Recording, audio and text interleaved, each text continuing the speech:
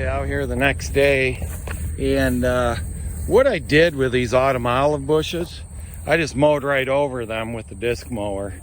And what I'm doing is walking through the field, picking all this stuff up so it doesn't get mixed in with the hay. There's thorns on some of this stuff here. And I got my mother out here, putting her to work.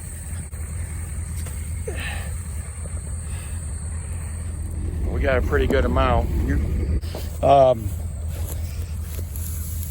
So here's the trefoil up close.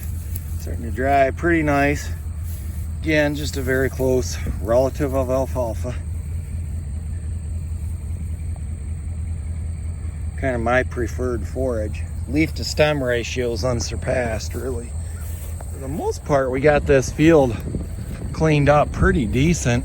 It's either this autumn olive or this would be like a wild apple coming in here, crab apple, which is our native apple. The eating apples are European. Well, probably originally came from Persia. And then you do get this multiflora rose. And it's just nasty. I mean, this stuff, it comes at you with a vengeance.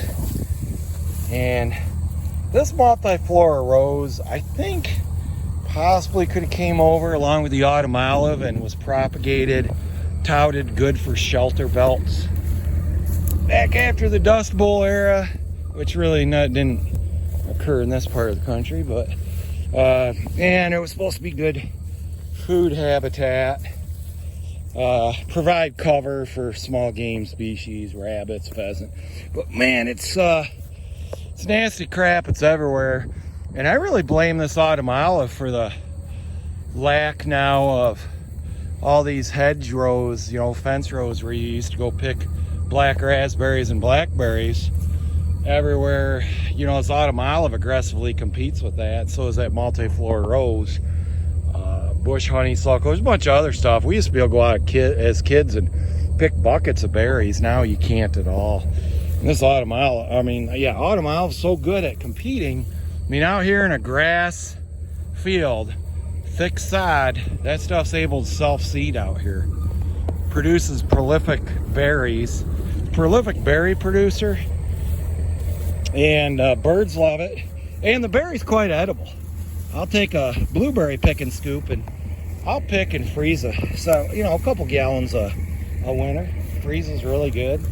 And eat those berries. So it does have a good edible berry, but boy, it helps get it spread all over the place by the birds.